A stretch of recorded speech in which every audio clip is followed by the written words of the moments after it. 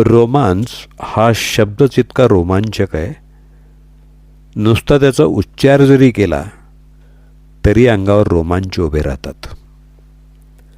पण सहसा याचा उल्लेख प्रियकर प्रेयसी किंवा हल्लीच्या भाषेत बॉयफ्रेंड गर्लफ्रेंड यांच्या संदर्भात केला जातो. लग्न झालेल्या किंवा लग्नाला 20 वर्ष उलटून गेलेल्या जोडप्यांना त्याबद्दल कोणी फारसं काही म्हणत नाही.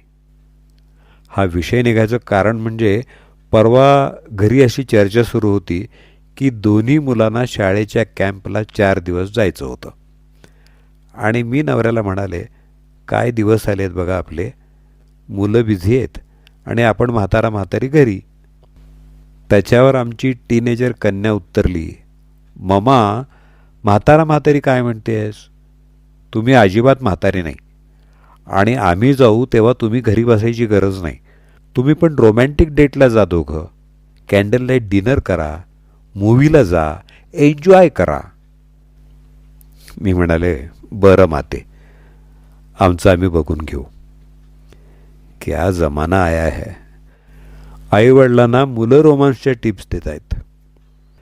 असं काय आमच्या आईवडिलांना बोलायची प्राज्ञा नव्हती आमची. ही पिढीच वेगळी. असो, कॅन्डल लाईट डिनर म्हटलं की मला आमचं लहानपणीचं वाड्यातलं घर आठवतं. त्या काळी कधीही लाईट जायचे, गुरुवारी तर हमखास. आणि मग अंधारात मेणबत्ती आणि काड्यापेटी शोधणं, ते शोधताना स्वतः ठेचकाळणं किंवा एखादी वस्तू पडणं, त्यानंतर थोडे तावातावानं होणारे संवाद, मग वेगवेगळ्या खोल्यात मेणबत्ती लावून ठेवणं, त्या मिणमिणत्या प्रकाशात आईचं स्वयंपाक करणं, पाटपाणी घेऊन जेवायला वाढणं, ताटात किडामुंगी जात नाही ना हे बघणं, असं होतं त्यावेळेस कॅन्डल लाईट डिनर.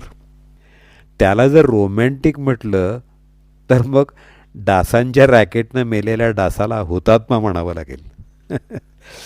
ते कॅन्डल लाईट डिनर इतकं पक्कं बसले डोक्यात की त्याचा रोमांसशी काही संबंध असेल हे आजही मनाला पटत नाही. मी विचारात पडले, लग्नाला 21 वर्ष उलटून गेल्यावर असा मुद्दाम ठरवून रोमांस असतो का? मग माझ्या मनानं कौल दिला, लग्नाला इतकी वर्ष झाल्यावर रोमांस ठरवून नाही करावा लागत. तो एकमेकांच्या सामंजस्यात, विश्वासात, काळजीत असतो. घरी बायकांचं संक्रांतीचं हळदी कुंकू असतं. तिची कामाची, डिश भरण्याची, हळदी कुंकू देण्याची गडबड चालू असताना जेव्हा नवरा लांबूनच डोळ्यांनी खूप छान दिसतेस हं हे सांगतो ना, त्या डोळ्यात रोमांस असतो. सगळं आवरल्यावर दमलीस का या एका प्रश्नात रोमांस असतो.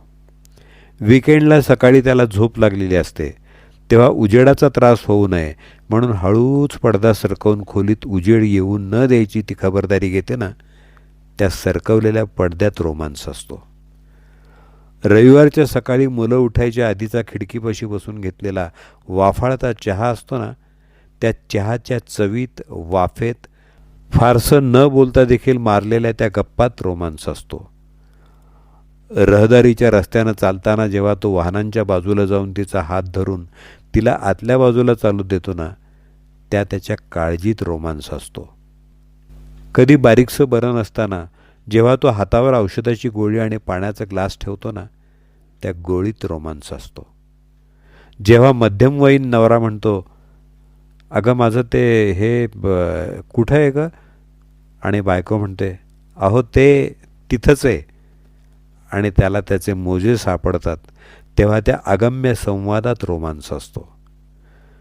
जेव्हा 70तले आजी आजोबा मॉलमध्ये जातात तेव्हा एस्केलेटर आला ना की न बोलता आजोबा हात पुढं करतात आणि आजी लाजून हात हातात देतात. त्या लाजण्यात रोमांस आहे.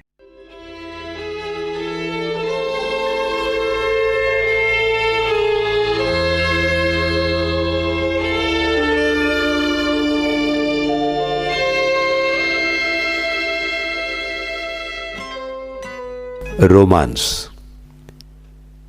या पोस्टचे लेखक अज्ञात आहेत.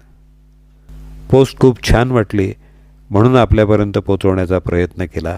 दत्ता सरदेशमुख यांनी.